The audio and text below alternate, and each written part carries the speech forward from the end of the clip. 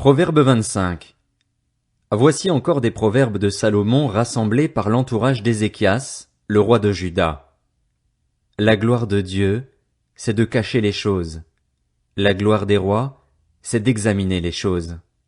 Le ciel dans sa hauteur, la terre dans sa profondeur et le cœur des rois sont impénétrables. Retire les impuretés de l'argent et le fondeur en sortira un vase. Retire tout méchant de l'entourage du roi et son trône s'affermira par la justice. Ne fais pas l'important devant le roi, ne prends pas la place des grands. En effet, il vaut mieux qu'on te dise « Monte ici » et qu'on n'ait pas à t'abaisser devant le prince après que tes yeux l'ont vu. Ne sois pas pressé de t'engager dans un procès, de peur qu'à la fin tu ne saches que faire lorsque ton prochain te confondra.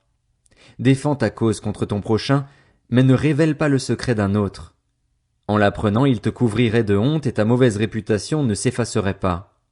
Des pommes en or décorées d'argent, voilà ce que sont des paroles dites à propos.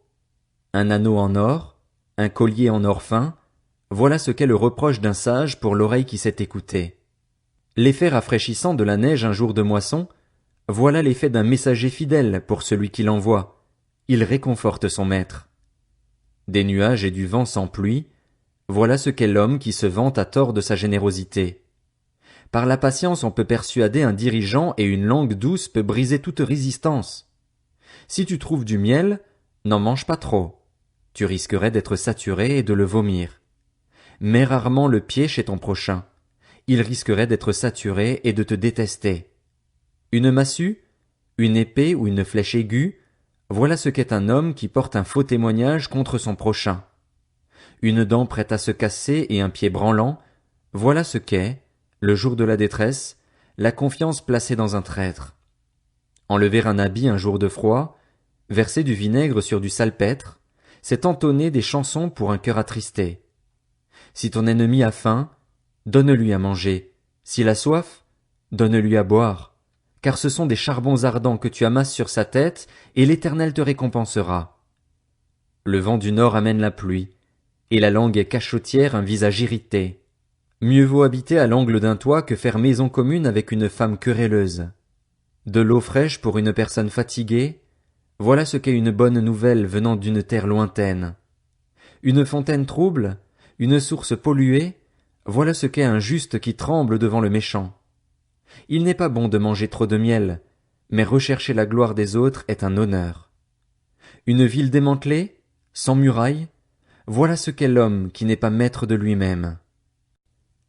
Proverbe 26. La gloire ne convient pas plus à un homme stupide que la neige en été ou la pluie pendant la moisson. De même que l'oiseau s'échappe, que l'hirondelle s'envole, de même maudire sans raison n'a pas d'effet. Le fouet est pour le cheval, le mors pour l'âne et le bâton pour le dos des hommes stupides. Ne réponds pas à un homme stupide suivant sa folie si tu ne veux pas lui ressembler toi-même. Réponds à un homme stupide suivant sa folie si tu ne veux pas qu'il se considère comme sage. Il se coupe les pieds, il boit la violence, celui qui confie des messages à un homme stupide. Aussi faible que les jambes d'un boiteux, voilà ce qu'est un proverbe dans la bouche d'homme stupide. Accorder des honneurs à un homme stupide, c'est comme ficeler une pierre à la fronde. Une épine brandie par un homme ivre, voilà ce qu'est un proverbe dans la bouche d'homme stupide. Celui qui engage un homme stupide ou le premier venu ressemble à un archer qui blesse tout le monde. Comme un chien retourne à ce qu'il a vomi, l'homme stupide reproduit sa folie. Si tu vois un homme qui se croit sage, il y a plus à attendre d'un homme stupide que de lui. Le paresseux dit « Il y a un lion sur le chemin, il y a un lion dans les rues ». La porte tourne sur ses gonds et le paresseux sur son lit.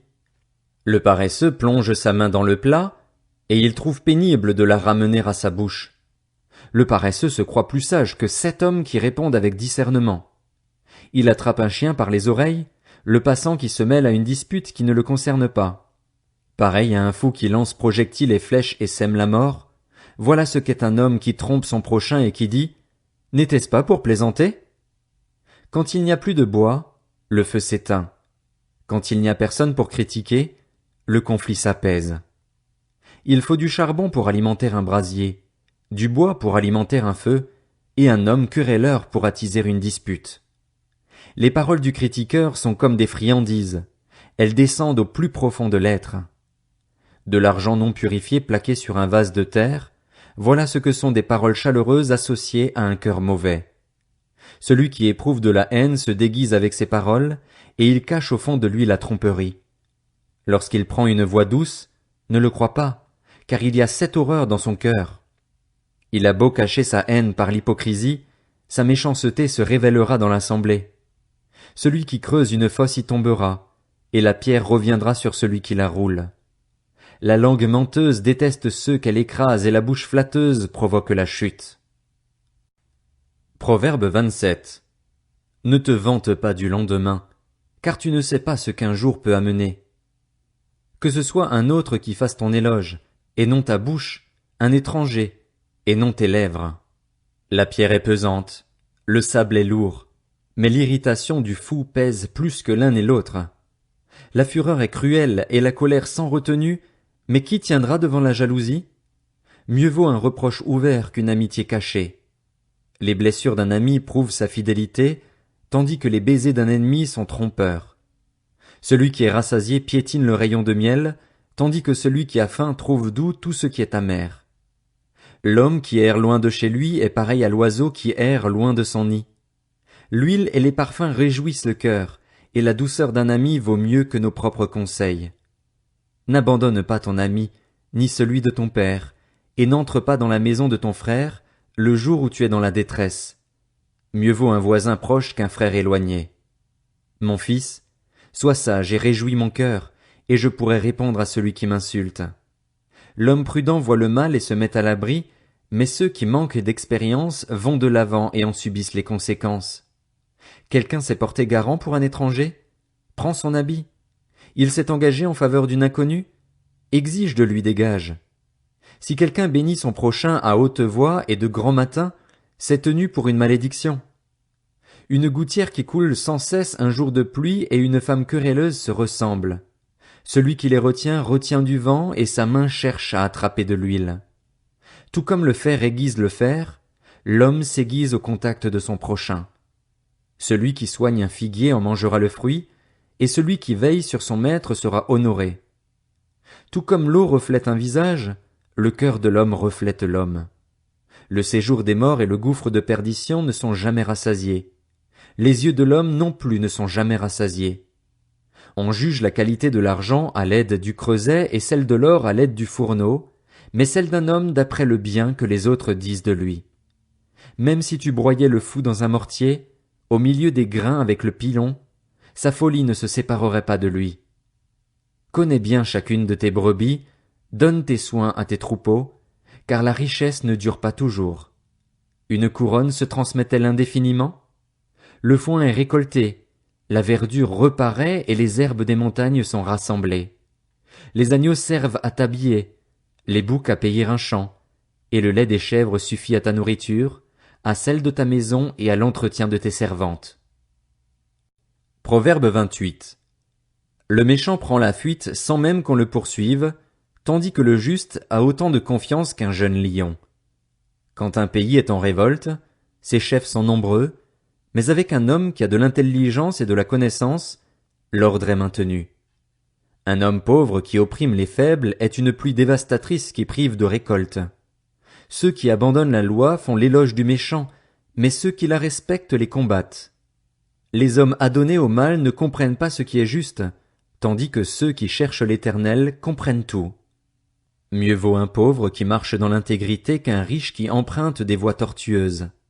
Celui qui respecte la loi est un fils intelligent, mais celui qui fréquente des voyous fait honte à son père. Celui qui augmente ses biens à l'aide de l'intérêt et de taux excessifs les amasse pour celui qui fait grâce aux plus faibles. Si quelqu'un détourne l'oreille pour ne pas écouter la loi, sa prière même fait horreur. Celui qui égare les hommes droits dans la mauvaise voie tombera dans la fosse qu'il a creusée, mais les hommes intègres hériteront du bonheur. L'homme riche se croit sage, mais le faible qui est intelligent vérifie sa valeur. Quand les justes triomphent, la gloire est générale. Quand les méchants gagnent en importance, chacun se cache. Celui qui cache ses transgressions ne réussira pas, mais on aura compassion de celui qui les reconnaît et les abandonne. Heureux l'homme qui est constamment sur ses gardes. En revanche, Celui qui endurcit son cœur tombera dans le malheur. Un lion rugissant, un ours affamé, voilà ce qu'est le méchant qui domine sur un peuple sans ressources. Un prince dépourvu d'intelligence multiplie les actes d'extorsion, mais celui qui déteste le profit malhonnête prolongera sa vie. Un homme chargé du sang d'un autre fuit-il jusqu'à la tombe? Qu'on ne le retienne pas. Celui qui marche dans l'intégrité sera sauvé, mais celui qui suit deux voies tortueuses tombera dans l'une d'elles. Celui qui cultive son terrain est rassasié de pain, celui qui poursuit des réalités sans valeur est rassasié de pauvreté. Un homme fidèle est comblé de bénédictions, mais celui qui est pressé de s'enrichir ne restera pas impuni. Il n'est pas bon de se montrer partial. Pourtant, des hommes sont prêts à la transgression en échange d'un morceau de pain. L'homme envieux est pressé de s'enrichir, mais il ne sait pas que la misère viendra sur lui. Celui qui reprend les autres gagne finalement plus leur faveur que celui dont la langue est flatteuse. Celui qui vole son père et sa mère et qui dit « Ce n'est pas une transgression » est le complice des brigands. L'homme trop ambitieux pousse au conflit, mais c'est celui qui se confie en l'Éternel qui sera comblé. Celui qui a confiance en son propre cœur est stupide, mais celui qui marche dans la sagesse sera délivré. Celui qui donne aux pauvres ne connaît pas la misère, mais ceux qui fuient son regard sont chargés de malédiction. Quand les méchants gagnent en importance, chacun se cache, et quand ils disparaissent, les justes se multiplient.